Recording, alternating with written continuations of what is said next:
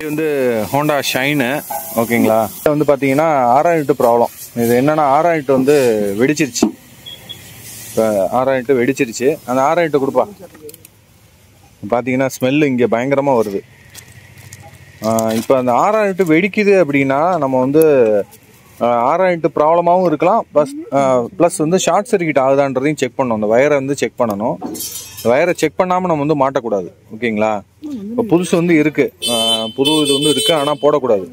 First வந்து check பண்ணணும். இதோட கண்டினியூட்டி வந்து எல்லாம் கரெக்டாக இருக்கா அப்படின்றத செக் பண்ணணும். செக் பண்ணிட்டு நம்ம வந்து மாற்றணும். ஓகேங்களா. இப்போ நம்ம செக் பண்ணிட்டு அந்த வண்டி எப்படி BS6 வண்டியை ரெடி பண்ணோமோ அது மாதிரி செக் பண்ணிட்டு அதுக்கப்புறமா நம்ம மாட்ட போகிறோம்.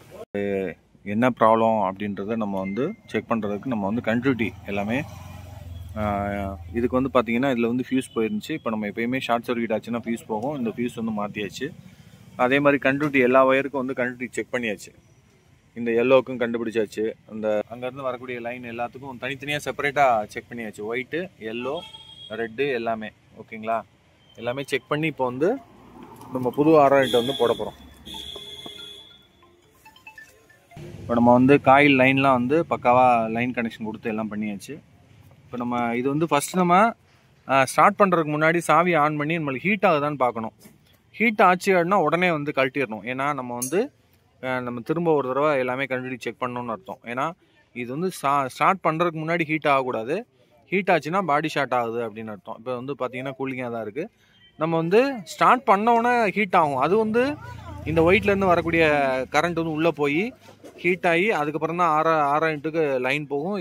ஏசிக்கும் போகும், ஹெட்லைட்டுக்கும் போகும். இது இயற்கை. ஏன்னா அதை வந்து நம்ம பயந்துடக்கூடாது. அதனால் இப்போ நம்ம ஸ்டார்ட் பண்ணி வண்டியை ரெடி பண்ணி முடிச்சிட்டோம். இப்போ வந்து பேட்டரி சார்ஜ் ஏறுதான்னு பார்ப்போம். பேட்டரி 20 வோல்ட்டில் வச்சுக்கோங்க.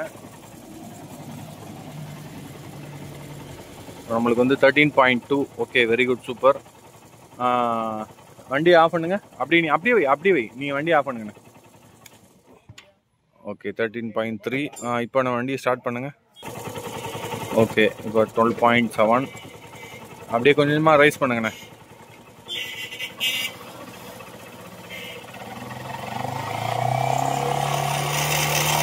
Okay, super.